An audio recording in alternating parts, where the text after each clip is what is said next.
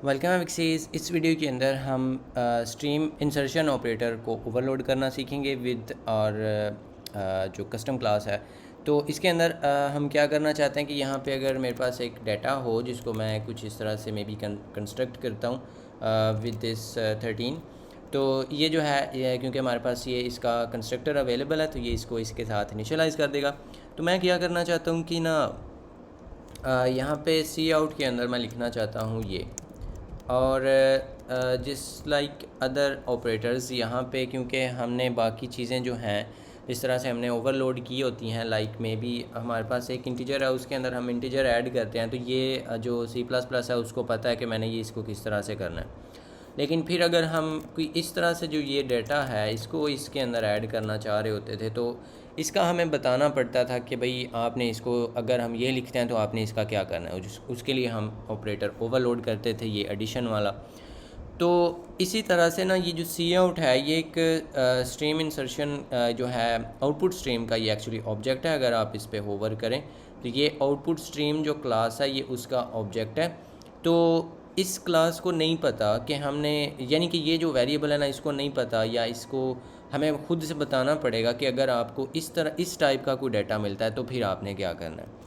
तो उसके लिए हमें इसकी ओवरलोडिंग करनी पड़ेगी। और इसकी जो यहाँ पे रीज़न है कि हम इसको यहाँ पे नहीं कर सकते वो भी मैं आपको बताऊँगा, लेकिन वो बाद में। तो अभी के लिए क्या करना है कि हमने ना इसको ग्लोबल नेम स्पेस के अंदर जो है वो यहाँ पे ओवरलोड करना है। तो स्ट्रीम इंसर्शन ऑपरेटर जो है इसको ओवरलोड करने के लिए हमें यहाँ पे ना एसटीडी जो आउटपुट स्ट्रीम है उसका ऑब्जेक्ट बाय रेफरेंस हमें जो है वो एक्सेप्ट करना पड़ता है, एक्चुअली रिटर्न करना पड़ता है। तो ये हम यहाँ पे इसकी रिटर्न टाइप लिखेंगे और ऑपरेटर है हमारे पास ये वाला। और यहाँ पे ये दो जो है ना हमारे हमसे लेगा जो पैरामीटर्स हैं। तो सबसे पहले कौन सा पैरामीटर है, ये एक्चुअली ना यहाँ पे इतनी ये एक्सप्रेशन है जिस पे आपने फोकस करना है। यहाँ पे मैं इसको हटा देता हूँ फॉर नाउ। तो हमारे पास ये दो टाइप्स हैं। सबसे पहले ये है, तो इसकी टाइप क्या है, ये है stdio स्ट्रीम। तो सबसे पहले तो हमें यहाँ पे वो लिखना पड़ेगी कि हम यहाँ पे कांस्टेंट तो नहीं, खैर वैसे ही हम इसको बाय रेफरेंस लेंगे। ओ स्ट्रीम का जो है इसको आप यहाँ पे अंडरस्कोर सी आउट लिख लें क्योंकि ये पहला है तो यहाँ पे ये सी आउट होगा। और फिर दूसरा जो पैरामीटर है वो ये है। तो इसकी टाइप क्या है, इसकी टाइप ये है, ये वाली क्लास डाटा। तो हम इसको यहाँ पे लेते हैं बाय कॉन्स्ट रेफरेंस। डाटा का जो रेफरेंस है वो हमें दें और हम इसको कह देते हैं डाटा। तो ये दो हमारे पास जो हैं इसके पैरामीटर्स होंगे। अब इसके अंदर हमने क्या करना है, इसके अंदर हमने ये जो सी आउट है ना इसके अंदर हमने इसका जो डाटा है ये वाला ये हमने इंसर्ट कर देना है। कि अब हम ये बता रहे हैं कि जब भी इस ऑपरेटर के साथ अगर आपको ये दो पैरामीटर्स मिलते हैं, ये तो ऑब्वियसली हर बार सेम ही होता है, लेकिन अगर आपको दूसरा पैरामीटर ये वाला मिलता है तो फिर आपने ये करना है कि ये जो सी आउट है इसके अंदर ये वाला जो डेटा है ना इसका आपने जो डेटा है ये वाला इसको इंसर्ट कर देना है। तो अभी के लिए ऑब्वियसली हम इसको बाहर से नहीं एक्सेस कर सकते क्योंकि ये यहाँ पे प्राइवेट है।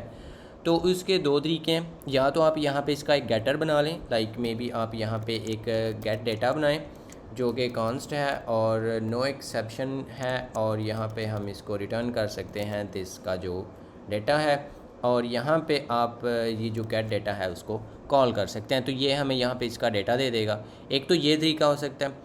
दूसरा तरीका ये हो सकता है कि आप इस ऑपरेटर को इसका फ्रेंड बना दें इस क्लास का। तो उसका तरीका ये है कि आप इसका जो सिग्नेचर है उसको यहाँ से इसको करें कॉपी, जस्ट ये इसका सिग्नेचर जो है वो, और इधर आप लिख दें फ्रेंड। तो जब ये अब इसका बन जाएगा फ्रेंड तो हम यहाँ पे इसको जो है वो यूज़ कर पाएंगे। अब ये इसका फ्रेंड बन जाएगा ना तो हमने क्या करना है कि सिंपली हम यहाँ पे इसको यूज़ कर पाएंगे।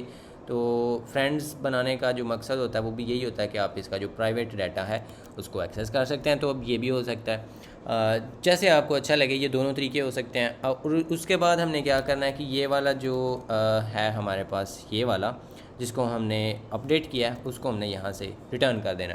तो ये क्योंकि बाय रेफरेंस आ रहा है ना ये वाला ऑब्जेक्ट जिसके अंदर हमने ये डाटा इंसर्ट किया है, तो ये एक्चुअली ये वाला ही वेरिएबल है। तो इसके अंदर क्योंकि ये बाय रेफरेंस जा रहा है ना तो हम एक्चुअली इसी के अंदर ये वाला डाटा अब इंसर्ट कर रहे हैं। यानी कि जब भी इसकी बात होगी तो हमने इसके अंदर इसका ये वाला जो डाटा है वो इंसर्ट कर देना। तो तो इसका ये मतलब हो जाएगा। अब उसके बाद हम यहाँ पे इजीली जो stdhandle है उसका तो उसको ऑलरेडी पता है, तो वो भी हम ऐड कर सकते हैं। इसको अब हम करेंगे रन, तो इसका जो हमें यहाँ पे रिज़ल्ट है वो मिल जाएगा, जो कि ये है 13। और ये मैंने प्रीवियसली इसकी जो सेटिंग है वो चेंज की थी, तो मैं इसकी जो सेटिंग है कोड रनर की, उसको ये जो है ना हमारे पास रन इन टर्मिनल, इसको ऑफ़ कर देते हैं because we don't need that. तो हमें यहाँ पे जो है अब ये 13 जो है यहाँ पे नज़र आ रहा है, तो हमें यही चाहिए भी था क्योंकि हमने यहाँ पे 13 के साथ इसको इनिशियलाइज़ किया हुआ था। अब एक क्वेश्चन कि हम इसको इसके अंदर क्यों नहीं कर सकते यहाँ पे, तो उसकी जो रीज़न है ना वो ये है कि आप इसका जो पहला ऑपरेटर है ना, क्योंकि ये लेफ़्ट टू राइट एसोसिएटिव होता है ना ये वाला ऑपरेटर, तो हम यहाँ पे वो चीज़ें लिखते हैं जिसके अंदर पहला जो ऑपरेटर है या यानी कि उस ऑपरेटर का जो कॉलर है वो इसी क्लास का ऑब्जेक्ट हो। तो इस ऑपरेटर को कॉल करने वाला कौन सा है, यानी कि इसमें जो दिस है, ये वाला जो दिस होता है, ये तो है इस क्लास का, ये हमारी क्लास तो है ही नहीं, तो इसलिए हम यहाँ पे तो इसको लिख नहीं सकते। तो इसके लिए हमें ये वाला जो ऑपरेटर है ये लेना, ये वाला जो वेरिएबल है ये लेना पड़ेगा। तो इसका ना एक अजीब सा तरीका है, अगर आप चाहें तो आप कर सकते हैं। लाइक मे बी आप यहाँ पे, क्योंकि इसको हम क्या रिटर्न करना चाह रहे हैं, हम यहाँ पे जो ये है ना ये वाला ओ स्ट्रीम ये रिटर्न करना चाहते हैं, तो हम यहाँ पे स्टिल वही लिखेंगे।